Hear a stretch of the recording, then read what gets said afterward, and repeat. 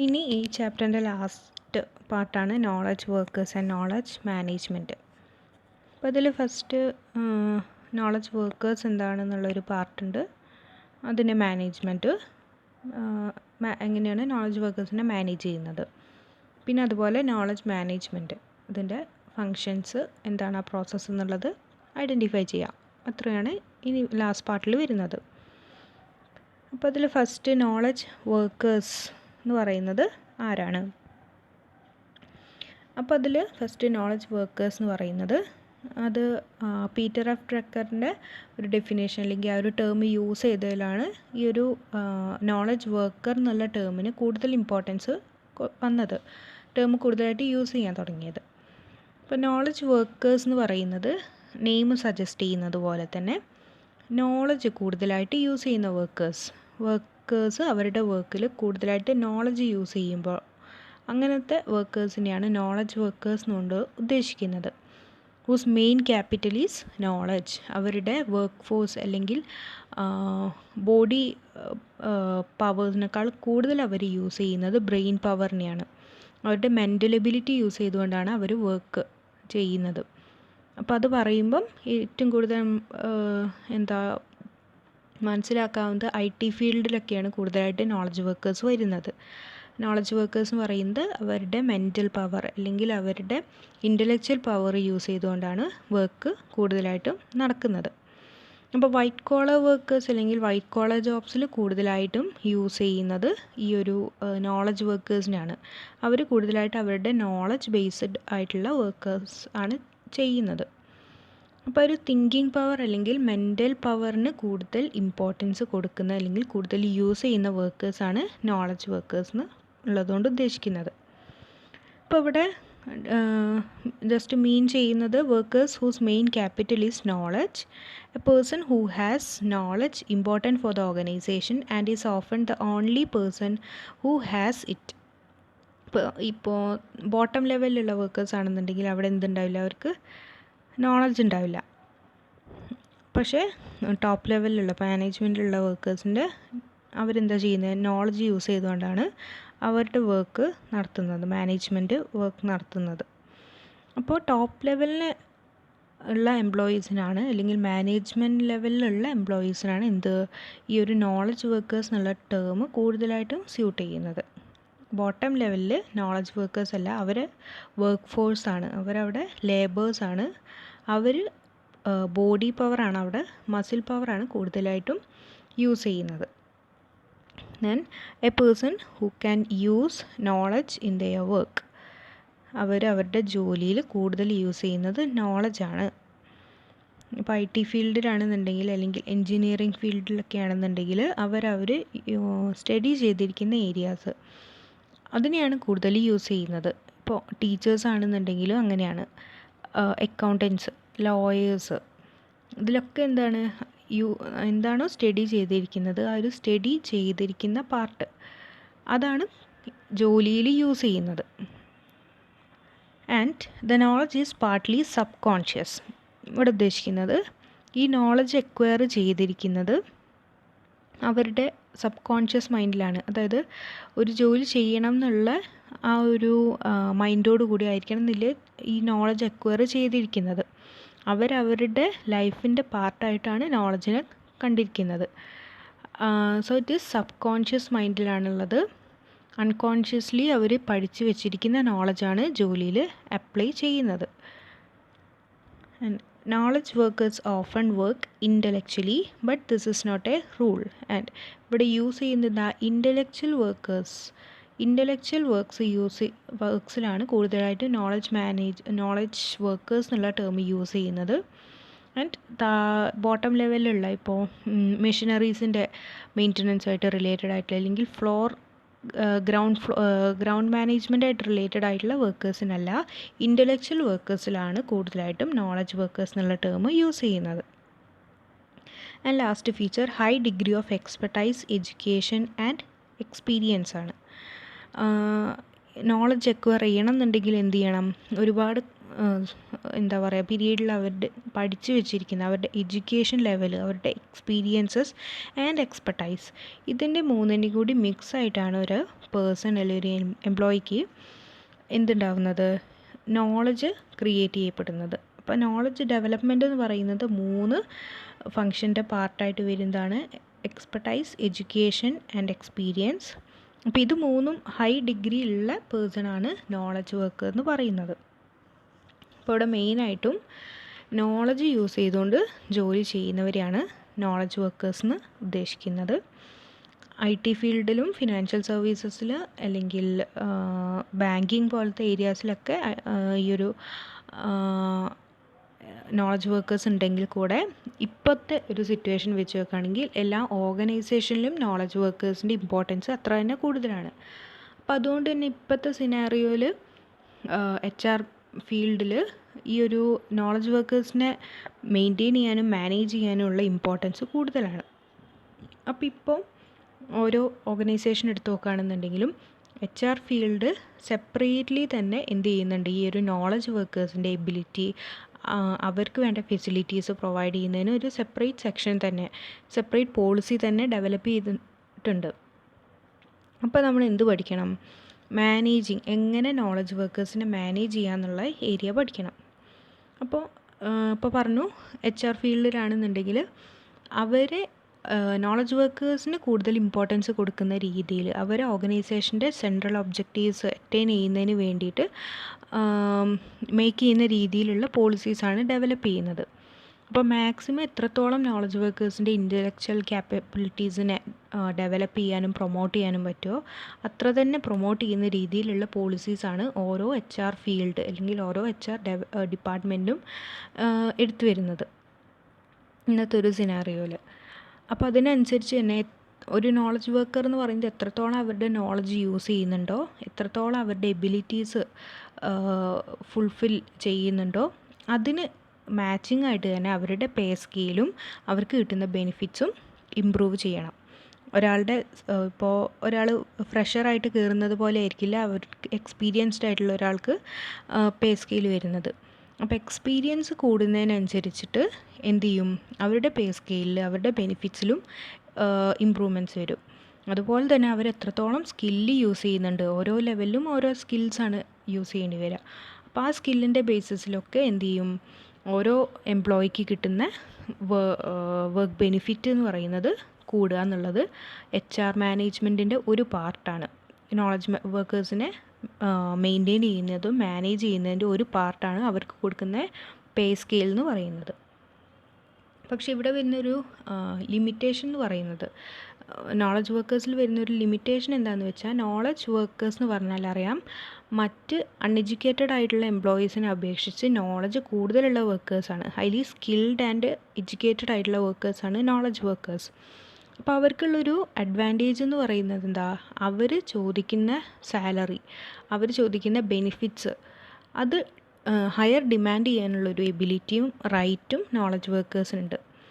ഇവിടെ ലിമിറ്റേഷനായിട്ട് എടുത്ത് പറയുന്നത്, അവർ ചോദിക്കുന്ന തരത്തിലുള്ള പേ സ്കെയിൽ കൊടുത്തിട്ടില്ല എന്നുണ്ടെങ്കിൽ എംപ്ലോയീസിന് എന്തുള്ളൊരു ഓപ്പർച്യൂണിറ്റി ഉണ്ട്, പെട്ടെന്ന് തന്നെ ഓർഗനൈസേഷൻ ലീവ് ചെയ്തിട്ട് മറ്റെവിടെയെങ്കിലും അവർ ഡിമാൻഡ് ചെയ്യുന്ന പേ സ്കെയിൽ എവിടെയാണോ കിട്ടുന്നത്, ബെനിഫിറ്റ് എവിടെയാണോ കിട്ടുന്നത് അങ്ങോട്ടേക്ക് ജോയിൻ ചെയ്യുക. ഇവിടെ ലീവ് ചെയ്ത് പോകാനുള്ളൊരു ടെൻഡൻസി കൂടുതലാണ്. അപ്പോൾ അവരുടെ ഡിമാൻഡ് എപ്പോഴും സാറ്റിസ്ഫൈ ചെയ്യുക എന്നുള്ളത് ഓർഗനൈസേഷൻ കമ്പലാവുകയാണ്, ഓർഗനൈസേഷൻ അതിന് നിർബന്ധിതമാവുകയാണ്. അപ്പോൾ അങ്ങനെയൊരു ലിമിറ്റേഷനാണ് ഈ ഒരു നോളജ് വർക്കേഴ്സിന് കൂടുതൽ പ്രിഫറൻസ് കൊടുക്കുന്നത് കൊണ്ട് വരുന്ന ഒരു ലിമിറ്റേഷൻ. അത് ടെക്സ്റ്റിൽ limitations of preferential treatment of knowledge workers എന്നുള്ളൊരു പാർട്ടിൽ കൊടുത്തിട്ടുണ്ട്. അവിടെ ഉദ്ദേശിക്കുന്നത് ഇത്രയാണ്, നോളജ് വർക്കേഴ്സിന് മറ്റ് എംപ്ലോയീസിനേക്കാളും കൂടുതൽ നോളജ് ഉണ്ട്. അപ്പോൾ അവർ ഡിമാൻഡ് ചെയ്യുന്ന അത്ര തന്നെ സാലറി ആണെന്നുണ്ടെങ്കിലും ഏത് ഡിമാൻഡ് ആണെന്നുണ്ടെങ്കിലും സാറ്റിസ്ഫൈ ചെയ്ത് കൊടുക്കുക എന്നുള്ളത് മാനേജ്മെൻറ്റിൻ്റെ അല്ലെങ്കിൽ കമ്പനിക്ക് അതൊരു എന്താ പറയുക, മാനേജ്മെൻറ്റ് അതിന് കമ്പൽ ആവുകയാണ് എന്നുള്ളതാണ് ഇവിടെ ഉദ്ദേശിക്കുന്നത്.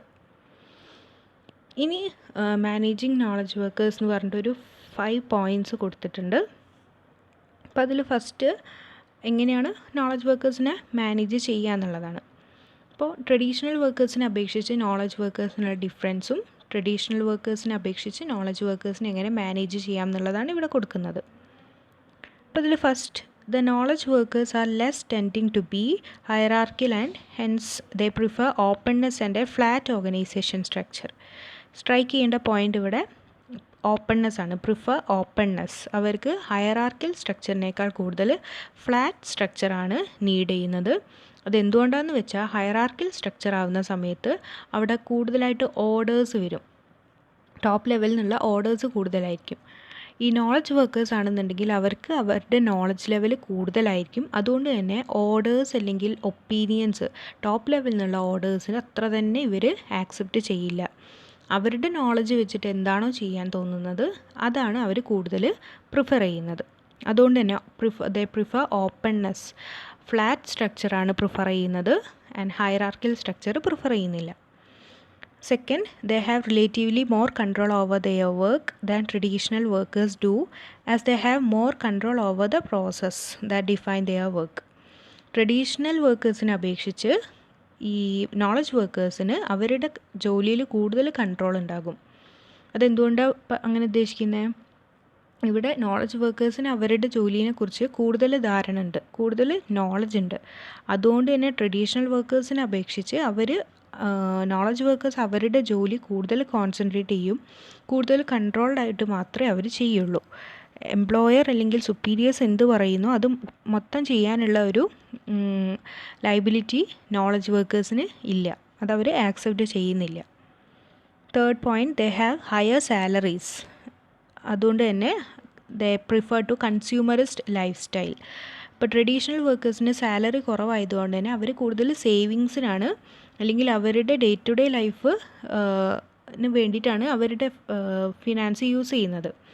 പക്ഷേ ട്രഡീഷണൽ വർക്കേഴ്സിനെ അപേക്ഷിച്ച് അല്ലെങ്കിൽ ബോട്ടം ലൈൻ വർക്കേഴ്സിനെ അപേക്ഷിച്ച് നോളജ് വർക്കേഴ്സിന് സാലറി കൂടുതലാണ് കിട്ടുന്നത്. അതുകൊണ്ട് തന്നെ കൺസ്യൂമറിസ്റ്റ് ലൈഫ് സ്റ്റൈൽ എന്ന് പറഞ്ഞാൽ കൂടുതലായിട്ട് കൺസ്യൂം ചെയ്യുക, പർച്ചേസ് ചെയ്യുന്നതിനും കൺസംഷൻ പർപ്പസിന് വേണ്ടിയിട്ട് ഫണ്ട് യൂസ് ചെയ്യുന്നുണ്ട്. Then they are prone to burnout and stress related alignments. ഇവിടെ ഉദ്ദേശിക്കുന്നത് ഹൈലി സ്കിൽഡ് ആൻഡ് പ്രഷർ കൂടുതലുള്ള ജോലികളായിരിക്കും അവർ ചെയ്യേണ്ടി വരിക.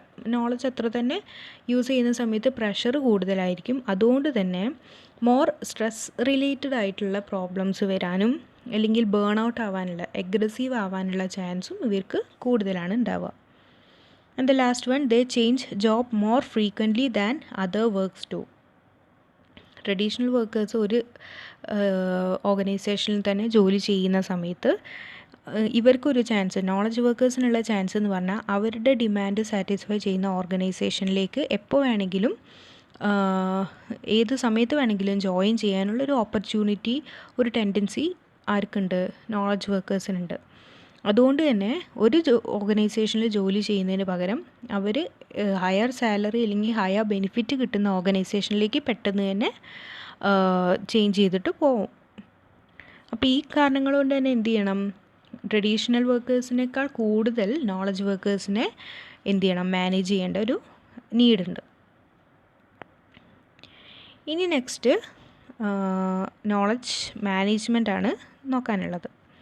ഇപ്പോൾ നോളജ് മാനേജ്മെൻറ്റ് എന്ന് പറഞ്ഞാൽ എന്താ? നെയിം കേട്ടാൽ തന്നെ അറിയാം, ഒരു ഓർഗനൈസേഷൻ്റെ ഇൻഫോർമേഷൻ അല്ലെങ്കിൽ നോളജിനെ മാക്സിമം മാനേജ് ചെയ്യുക എന്നുള്ളതാണ് നോളജ് മാനേജ്മെൻറ്റ് കൊണ്ട് ഉദ്ദേശിക്കുന്നത്. അപ്പോൾ ഇവിടത്തിൻ്റെ ജസ്റ്റ് മീനിങ് നോക്കുക.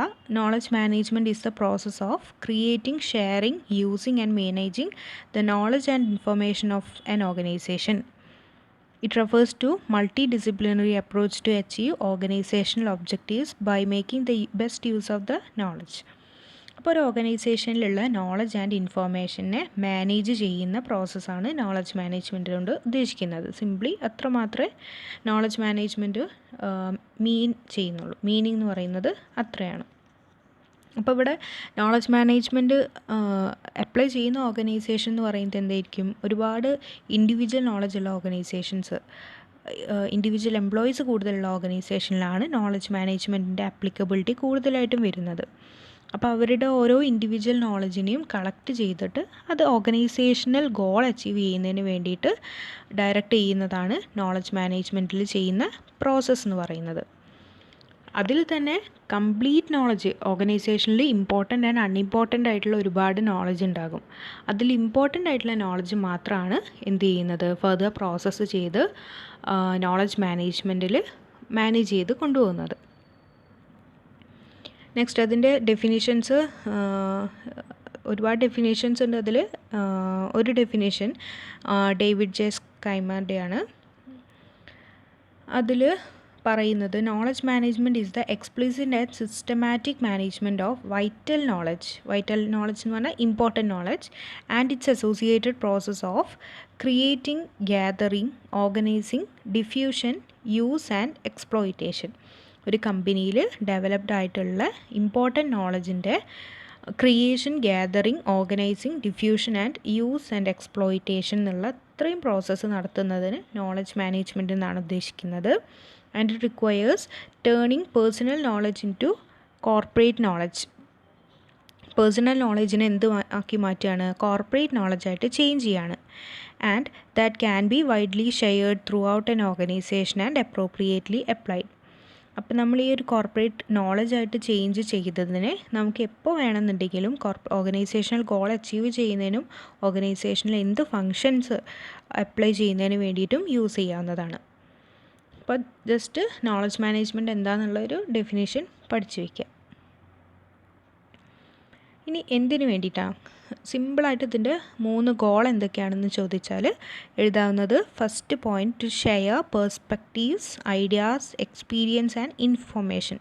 ഒരു കമ്പനിയിലെ ഓരോ ഇൻഡിവിജ്വലിന്, മാനേജർ ആവാം, എംപ്ലോയീസ് ആകാം, ഒരു കമ്പനീനെ കുറിച്ചുള്ള പേഴ്സ്പെക്റ്റീവ്സ് എന്തൊക്കെയാണ്, കമ്പനിയിലെ ഓവറോൾ ഐഡിയാസ് എന്തൊക്കെയാണ്, കമ്പനിയിൽ അവർക്കുള്ള എക്സ്പീരിയൻസ് എന്തൊക്കെയാണ് എന്നുള്ളതിനെക്കുറിച്ചുള്ള ഇൻഫോർമേഷൻ ഓർ നോളജ് അതാണിവിടെ ക്രിയേറ്റ് ചെയ്ത് ഷെയർ ചെയ്യുന്നത്. Then second, to ensure that these are available in the right place at the right time to enable informed decision. ഇനി ഇങ്ങനെ നോളജ് മാനേജ്മെൻറ്റ് ചെയ്യുന്നതുകൊണ്ടുള്ള മെയിൻ ഇമ്പോർട്ടൻസ് എന്ന് പറഞ്ഞാൽ, ഒരു ഓർഗനൈസേഷനിലുള്ള ഏതൊരു എംപ്ലോയിക്കാണെങ്കിലും മാനേജർക്കാണെങ്കിലും എപ്പോൾ വേണമെന്നുണ്ടെങ്കിലും റൈറ്റ് ടൈമിൽ,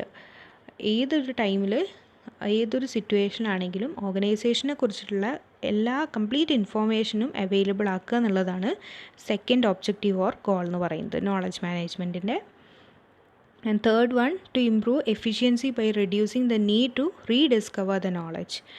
പിന്നെ എന്താണ് നെക്സ്റ്റ് എന്ന് പറയുന്നത്, എഫിഷ്യൻസി ഇംപ്രൂവ് ചെയ്യാൻ. ഓർഗനൈസേഷൻ്റെ കംപ്ലീറ്റ് ഇൻഫോർമേഷനും നോളജ് മാനേജ്മെൻറ്റ് എന്നുള്ള ഒരു സോഫ്റ്റ്വെയർ അല്ലെങ്കിൽ ഒരു നെറ്റ്വർക്കിൽ വരുന്ന സമയത്ത് നമുക്ക് ഫർദർ ഓരോ ഇൻഫോർമേഷനും വീണ്ടും ഡിസ്കവർ ചെയ്യേണ്ടതോ അല്ലെങ്കിൽ സെർച്ച് ചെയ്യേണ്ടതോ ആയിട്ടുള്ള ആവശ്യം വരുന്നില്ല. ഈ ഒരു നോളജ് മാനേജ്മെൻറ്റ് എന്നുള്ള ഒരു നെറ്റ്വർക്കിൽ കമ്പനീനെ കുറിച്ചുള്ള കംപ്ലീറ്റ് ഇൻഫോർമേഷനും അവൈലബിൾ ആവുകയാണ്. അതുവഴി കമ്പനിയുടെ ഓവറോൾ എഫിഷ്യൻസി ഇമ്പ്രൂവ് ചെയ്യാണ്. അപ്പോൾ ഇത്രയാണ് മെയിനായിട്ടുള്ള ഒബ്ജക്റ്റീവ്സ് അല്ലെങ്കിൽ ഗോൾസ് എന്ന് പറയുന്നത് നോളജ് മാനേജ്മെൻറ്റിൻ്റെ.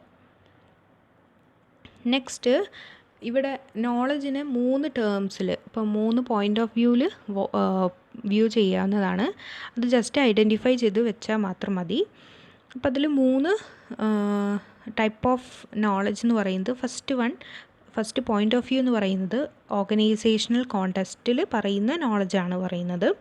ഫസ്റ്റ് വൺ ടാസിറ്റ് ആണ്. Tacit knowledge is more intuitive, less easy to package and share with others. അല്ലെങ്കിൽ നമുക്ക് ടാഞ്ചിബിൾ ഫോമിൽ ഐഡൻറ്റിഫൈ ചെയ്യാൻ പറ്റാത്ത, ഓപ്പറേറ്റ് ചെയ്യാൻ പറ്റാത്ത ഇൻഫോർമേഷനെയാണ് ടാസിറ്റ് നോളജ് എന്ന് പറയുന്നത്. ഇവിടെ എക്സാമ്പിളായിട്ട് പറഞ്ഞിട്ടുള്ളത് innovative thinking and understanding body language.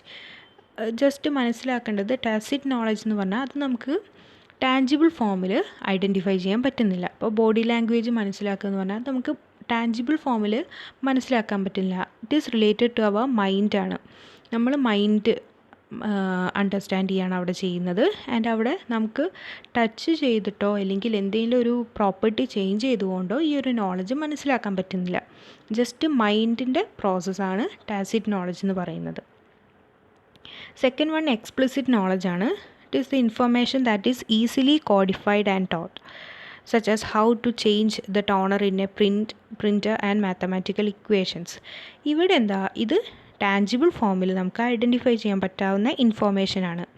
അതെന്താ ഇവിടെ ഒരു എക്സാമ്പിളായിട്ട് പറഞ്ഞിരിക്കുന്നത് പ്രിൻ്ററിൻ്റെ ടോണർ ചേഞ്ച് ചെയ്യുന്നതാണ്, അല്ലെങ്കിൽ പ്രിൻ്ററിൻ്റെ ഇങ്ക് ചേഞ്ച് ചെയ്യുന്നതെന്ന് പറയുന്നത് എന്താ, അവിടെ നമുക്ക് ടാഞ്ചിബിൾ ടച്ച് ചെയ്തുകൊണ്ടോ ചേഞ്ച് ചെയ്തുകൊണ്ടോ നമുക്ക് ആ ഒരു ഇൻഫോർമേഷൻ അല്ലെങ്കിൽ നോളജ് എന്നുള്ളത് ഐഡൻറ്റിഫൈ ചെയ്യാൻ പറ്റുന്നുണ്ട്. അപ്പോൾ it is related to tangible ഫോമാണ് എക്സ്പ്ലിസിറ്റ്.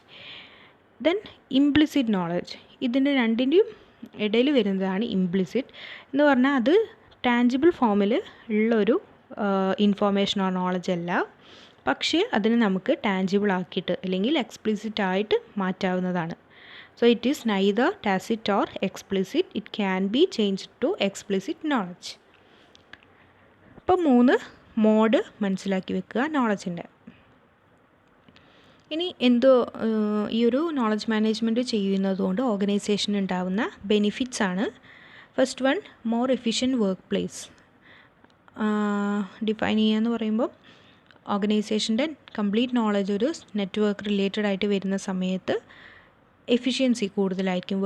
വർക്കേഴ്സിനാണെന്നുണ്ടെങ്കിൽ അവരുടെ നോളജ് കംപ്ലീറ്റ് ആയിട്ട് കൊളാബറേറ്റ് ചെയ്യുന്നത് വഴി എഫിഷ്യൻസി കൂടുതലായിരിക്കും. Then faster better decision making നമുക്കറിയാം, ഒരു സെൻട്രലൈസ്ഡ് പോയിൻറ്റിൽ എല്ലാ ഇൻഫോർമേഷനും കളക്ട് ചെയ്യുന്ന സമയത്ത് നമുക്ക് വേണ്ടപ്പോൾ ഡിസിഷൻ എടുക്കേണ്ട സമയത്ത് ഈ ഒരു സെൻട്രലൈസ്ഡ് ഇൻഫോർമേഷനെ മാത്രം ഡിപ്പെൻഡ് ചെയ്താൽ മതി. അപ്പോൾ അവിടെ ബെറ്റർ ഡിസിഷൻ മേക്കിംഗ് പോസിബിളാണ്. ദെൻ ഇൻക്രീസ്ഡ് കൊളാബറേഷൻ എന്ന് പറഞ്ഞാൽ ടീം എഫേർട്ടാണ്. സെൻട്രലൈസ്ഡ് നോളജ് മാനേജ്മെൻറ്റ് വരുന്ന സമയത്ത് ഇൻഡിവിജ്വൽ ഓരോ പേഴ്സണൽ നോളജിനെയും കംപ്ലീറ്റ് ആയിട്ടൊരു കൊളാബറേറ്റഡ് അല്ലെങ്കിൽ ടീം നോളജായിട്ട് ഓർഗനൈസേഷൻ നോളജായിട്ട് കൺവേർട്ട് ചെയ്യാണ്. അപ്പോൾ അവിടെ ഒരു ടീം എഫേർട്ട് എന്ന് പറയുന്നത്, കൊളാബറേഷൻ എന്ന് പറയുന്നത് കൂടുതലായിരിക്കും. കൊളാബറേഷൻ ആസ് വെൽ ആസ് കോർഡിനേഷനും കൂടുതലായിരിക്കും. Then fourth one, building organisational knowledge.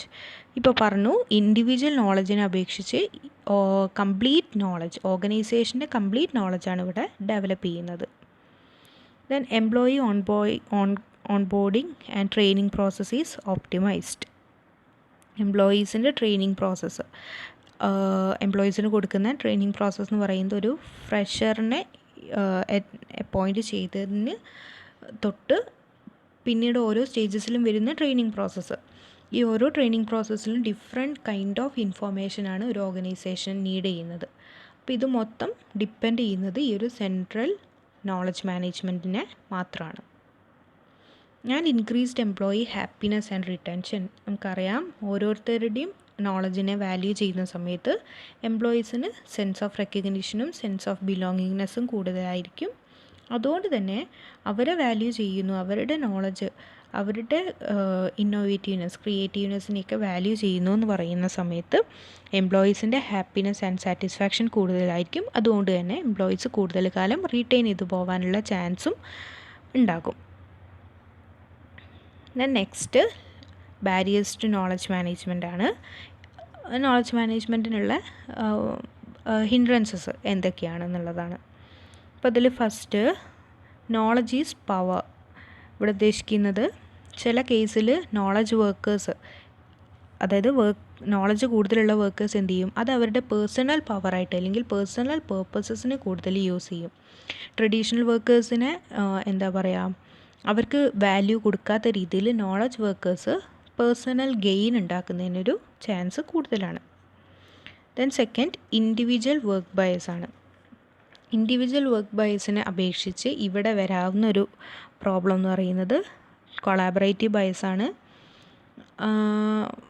ഇപ്പോൾ ഇൻഡിവിജ്വലി ഓരോരുത്തരുടെയും ഇൻഫോർമേഷനാണ് യൂസ് ചെയ്യുന്നതെന്നുണ്ടെങ്കിൽ അവിടെ ഇൻഡിവിജ്വൽ ബയസ് വരാം. At the same time individual ബയസിനെ കളക്ട് ചെയ്യുന്ന സമയത്ത് കൊളാബറേറ്റീവ് ബയസ് അല്ലെങ്കിൽ ടീം വർക്ക് ബയസും വരാനുള്ള ചാൻസ് ഉണ്ട്. ദെൻ ലോക്കൽ ഫോക്കസ് ആണ്. ഇപ്പോൾ ഒരു നോളജ് മാനേജ്മെൻറ്റിനുള്ള ഒരു ബാരിയർ എന്ന് പറയുന്നത് ലോക്കൽ ഫോക്കസ് ആണ്. ലോക്കൽ ഫോക്കസ് എന്ന് പറയുന്നത് കമ്പനിയിൽ മാത്രം, കമ്പനീൻ്റെ ഫ്ലോറിൽ വരുന്ന ഫോക്കസാണ്. ഇവിടെ നോളജ് മാനേജ്മെൻറ്റ് ചെയ്യുന്ന സമയത്ത് ഒരു എക്സ്ട്രാ വരുന്നൊരു ഫോക്കസ് എന്ന് പറയുന്നത് നെറ്റ്വർക്ക് ഫോക്കസ് ആണ്. അത് ഗ്രൗണ്ടിന് അല്ലെങ്കിൽ ഫ്ലോർ ഫോക്കസിനെ അപേക്ഷിച്ച് ഈ ഒരു ടീം അല്ലെങ്കിൽ കമ്മ്യൂണിറ്റി, നോളജ് മാനേജ്മെൻറ്റ് ചെയ്യുന്ന കമ്മ്യൂണിറ്റിക്ക് വരാവുന്ന ഫോക്കസ് അല്ലെങ്കിൽ പ്രോബ്ലംസ് ആ ഒരു ഏരിയയിൽ കൂടുതൽ ഫോക്കസ് ചെയ്യാനുള്ള ചാൻസ് ഉണ്ട്. Local focus. Then errors will be penalised. ഇപ്പോൾ പീനലൈസ് എന്ന് പറഞ്ഞാൽ പെനാൾട്ടീസ് അല്ലെങ്കിൽ പണിഷ്മെൻറ്റ്സ് പ്രൊവൈഡ് ചെയ്യുന്നതാണ്. അപ്പോൾ അങ്ങനത്തെ ഒരു ഓർഗനൈസേഷൻ ആണെന്നുണ്ടെങ്കിൽ എന്തുണ്ടാകും, എംപ്ലോയീസിന് അവരുടെ ക്രിയേറ്റിവിറ്റി അല്ലെങ്കിൽ അവരുടെ ബിലീവ്സ്, അവരുടെ ഐഡിയാസ് എക്സ്പ്രസ് ചെയ്യുന്നതിന് അൺവില്ലിങ് ആയിരിക്കും. അവരെന്ത് ചെയ്യില്ല, പണിഷ്മെൻറ്റ്സ് ഇപ്പോൾ എന്താണോ അതിന് ഫിയർ ചെയ്തുകൊണ്ട് അവരുടെ ഐഡിയാസ് എക്സ്പ്രസ് ചെയ്യില്ല. They are unwilling to share the ideas. അപ്പോൾ അതൊരു നോളജ് മാനേജ്മെൻറ്റിൻ്റെ ഒരു പ്രശ്നമാണ്. കാരണം നോളജ് മാനേജ്മെൻറ്റിൽ ചെയ്യുന്നത് നോളജ് വർക്കേഴ്സ് അല്ലെങ്കിൽ ഇൻഡിവിജ്വൽ നോളജിൻ്റെ കളക്ഷനാണ്. കൂടുതൽ നോളജബിൾ ആയിട്ടുള്ള ഒരു ഓർഗനൈസേഷൻ ആണെങ്കിൽ അവിടെ പണിഷ്മെൻറ്റ് ലെവലും കൂടുതലായിരിക്കും. കാരണം മിസ്റ്റേക്സ് പരമാവധി റെഡ്യൂസ് ചെയ്യുക എന്നുള്ളതാണ് ഈ ഒരു ഓർഗനൈസേഷൻ്റെ ഒബ്ജക്റ്റീവ് എന്ന് പറയുന്നത്. Then next, not pay to share. ഇപ്പോൾ പറഞ്ഞതുപോലെ തന്നെ ഇത് ഒരു ഓർഗനൈസേഷൻ്റെ കോർ ബിസിനസ് ആക്ടിവിറ്റി അല്ല നോളജ് മാനേജ്മെൻറ്റ് എന്ന് പറയുന്നത്. ഇത് ജസ്റ്റ് ഒരു എയ്ഡ് ടു മാനേജ്മെൻ്റ് ആണ്. മാനേജ്മെൻറ്റിൻ്റെ ഫംഗ്ഷൻ ഇമ്പ്രൂവ് ചെയ്യുന്നതിന് വേണ്ടിയിട്ട് മാത്രം യൂസ് ചെയ്യുന്നതാണ് knowledge management. Then last one, no time to share. എന്തില്ല, ഓർഗനൈസേഷനിലെ ഓരോ എംപ്ലോയിക്കും ഈ ഒരു പ്രോസസ്സിൽ ഇൻവോൾവ് ആവാനുള്ള ആവശ്യത്തിനുള്ള ടൈം കിട്ടുന്നില്ല. ഇതൊക്കെ ഒരു ജസ്റ്റ് ബാരിയേഴ്സ് ആണ് അല്ലെങ്കിൽ ഹിൻഡ്രൻസസ് ആണ്, ഓർ ഡിസഡ്വാൻറ്റേജസ്, ലിമിറ്റേഷൻസ് എന്നൊക്കെ പറഞ്ഞ് എഴുതാവുന്ന പോയിൻറ്റ്സ് ആണ്. ദെൻ ലാസ്റ്റ് വൺ ഫങ്ഷനാണ്. ഓരോ ടേമും എന്താണ് പറയുന്നത് എന്നുള്ളത് ഐഡൻറ്റിഫൈ ചെയ്ത് വെക്കുക. അപ്പോൾ അതിൽ ഫങ്ഷൻസിലെ ഫസ്റ്റ് കാറ്റഗറി എന്ന് പറയുന്നത് ഇൻറ്റർമീഡിയേഷനാണ്.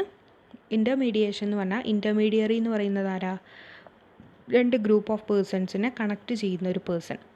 ഇവിടെ രണ്ട് ഗ്രൂപ്പ് ഓഫ് പേഴ്സൺ എന്ന് പറയുന്നത്, ഒന്ന് knowledge provider and the second one is knowledge seeker.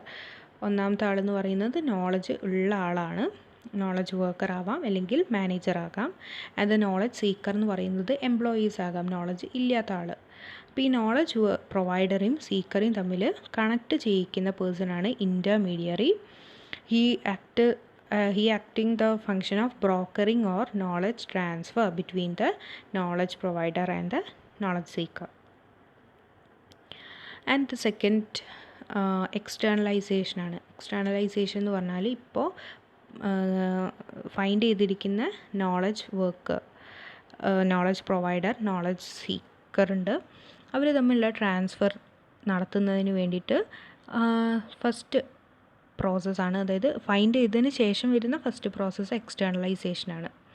എക്സ്റ്റേണലൈസേഷൻ എന്ന് പറഞ്ഞാൽ ഈ പ്രൊവൈഡർ, നോളജ് പ്രൊവൈഡറിൻ്റെ നോളജ് പ്രൊവൈഡർക്ക് കിട്ടിയിരിക്കുന്ന ആ ഒരു ഇൻഫോർമേഷൻ അല്ലെങ്കിൽ നോളജ് എന്ന് പറയുന്നത് ഒരു എക്സ്റ്റേണൽ റെപ്പോസിറ്ററിയിലേക്ക് കൺവേർട്ട് ചെയ്യുക. അല്ലെങ്കിൽ റെപ്പോസിറ്ററി എന്ന് ഇവിടെ ഉദ്ദേശിക്കുന്നത് ഇൻഫോർമേഷൻസ് സ്റ്റോർ ചെയ്യുന്ന പ്ലേസാണ്. അപ്പോൾ ഒരു എക്സ്റ്റേണൽ റെപ്പോസിറ്ററിയിലേക്ക് അതിനെ എക്സ്റ്റേണലൈസ് ചെയ്യുക അല്ലെങ്കിൽ അതിലേക്ക് കൺവേർട്ട് ചെയ്ത് വയ്ക്കുക. അതെപ്പോഴൊക്കെ ഈ ഒരു നോളജ് ആവശ്യമായിട്ട് വരുന്നോ അപ്പോഴൊക്കെ ഈ ഒരു റെപ്പോസിറ്ററി ചെക്ക് ചെയ്താൽ മാത്രം മതിയാകും. അപ്പോൾ ഇതെന്ത് ചെയ്യുക, ആ ഒരു നോളജിനെ ഷെയർ ചെയ്യുന്ന പ്രോസസ്സാണ് എക്സ്റ്റേണലൈസേഷൻ എന്നുള്ളതുകൊണ്ട് ഉദ്ദേശിക്കുന്നത്. ദെൻ തേർഡ് വൺ ഇൻറ്റേർണലൈസേഷനാണ്. ഇപ്പം നമ്മൾ നോളജ് പ്രൊവൈഡർ അയാൾക്ക് കിട്ടിയിരിക്കുന്ന അയാളുടെ ഇൻഫോർമേഷനെ ഒരു എക്സ്റ്റേണൽ റെപ്പോസിറ്ററിയിലേക്ക് കൺവേർട്ട് ചെയ്ത് വെച്ചിട്ടുണ്ട്. ഇതാർക്ക് കിട്ടണം, ഇൻറ്റേർണൽ അല്ലെങ്കിൽ നോളജ് സീക്കർക്ക് പ്രൊവൈഡ് ചെയ്യണം. അപ്പോൾ ആ ഒരു പ്രോസസ്സാണ് ഇൻറ്റേർണലൈസേഷൻ എന്ന് പറയുന്നത്. ഇവിടെ റെപ്പോസിറ്ററിയിൽ സേവ് ചെയ്ത് വെച്ചിരിക്കുന്ന ആ ഒരു നോളജിനെ എക്സ്ട്രാക്ട് ചെയ്തിട്ട് ഇൻറ്റേർണൽ അല്ലെങ്കിൽ നോളജ് സീക്കർക്ക് പ്രൊവൈഡ് ചെയ്യുന്ന പ്രോസസ്സാണ് internalisation. It is the extraction of knowledge from the external repository. External റെപ്പോസിറ്ററിയിൽ നോളജ് കൊടുത്തിരിക്കുന്നത് നോളജ് പ്രൊവൈഡറാണ് എന്നുള്ളത് ഓർക്കുക. And filtering of this knowledge to provide greater relevant to the knowledge seeker. എന്നിട്ട് ആ ഒരു എക്സ്റ്റേണൽ റെപ്പോസിറ്ററിയിൽ നിന്ന് നോളജ് സീക്കർക്ക് ഇൻഫോർമേഷൻ പ്രൊവൈഡ് ചെയ്യുന്ന പ്രോസസ്സാണ് ഇൻറ്റേർണലൈസേഷൻ എന്ന് പറയുന്നത്. അപ്പോൾ ഇവിടെ എന്താ നടക്കുന്നത്, എക്സ്റ്റേണൽ റെപ്പോസിറ്ററിയിൽ കളക്ട് ചെയ്ത് വെച്ചിരിക്കുന്ന ആ ഒരു ഇൻഫോർമേഷനെ ഇൻ്റർപ്രറ്റ് ചെയ്ത് കൊടുക്കുന്ന പ്രോസസ്സാണ് internalisation to knowledge seeker. Okay, then next കോഗ്നീഷ്യനാണ്. കോഗ്നീഷൻ മീൻസ് ഈ ഒരു ലഭിച്ചിരിക്കുന്ന ഇൻഫോർമേഷൻ്റെ ബേസിസിൽ അല്ലെങ്കിൽ നോളജിൻ്റെ ബേസിസിൽ ഡിസിഷൻ മേക്കിംഗ് എന്നുള്ള ഒരു പ്രോസസ്സാണ് അല്ലെങ്കിൽ ഫങ്ഷനെയാണ് കോഗ്നീഷൻ എന്ന് ഉദ്ദേശിക്കുന്നത്. Okay, and the last one measurement ആണ്. ഇപ്പോൾ പറഞ്ഞിരിക്കുന്ന ഓരോ പ്രോസസ്സിലും നടത്തിയിരിക്കുന്ന നോളജ് ആക്ടിവിറ്റീസ് ഇതിനെ മെഷർ ചെയ്യുന്നതാണ് ലാസ്റ്റ് മെഷർമെൻ്റ് എന്ന് പറയുന്നത്. മെഷർമെൻ്റ് എന്ന് പറയുന്നത് ഒരു ലാസ്റ്റ് പ്രോസസ്സ് അല്ല, അത് ഓരോ സ്റ്റേജിലും നടക്കുന്ന പ്രോസസ്സാണ് മെഷർമെൻറ്റ്. എത്രത്തോളം നോളജ്, കോർപ്പറേറ്റ് നോളജ് യൂസ് ചെയ്തിട്ടുണ്ട്, അതെങ്ങനെയൊക്കെ നമുക്ക് ഡിസിഷൻ മേക്കിങ്ങിൽ ഹെൽപ്ഫുൾ ആണെന്നൊക്കെ ഉള്ളത് മെഷർ ചെയ്യുന്ന ആ ഒരു പ്രോസസ്സിനെയാണ് മെഷർമെൻ്റ് എന്ന് ഉദ്ദേശിക്കുന്നത്. അപ്പോൾ 5 കാറ്റഗറി ആയിട്ടാണ് ഈ ഒരു നോളജ് മാനേജ്മെൻറ്റിൻ്റെ പെർഫോമൻസസിനെ കാറ്റഗറൈസ് ചെയ്തിരിക്കുന്നത്. ഇൻ്റർമീഡിയേഷൻ, എക്സ്റ്റേണലൈസേഷൻ, ഇൻറ്റേർണലൈസേഷൻ, കോഗ്നീഷൻ ആൻഡ് മെഷർമെൻറ്റ്. അപ്പോൾ ഇത്രയാണ് ഇതിൻ്റെ ഫങ്ഷൻസ് വരുന്നത്. അപ്പോൾ ഇത്രയാണ് ഈ ഒരു നോളജ് മാനേജ്മെൻറ്റിൽ ഡിസ്കസ് ചെയ്യാനുള്ള ഏരിയ. Thank you.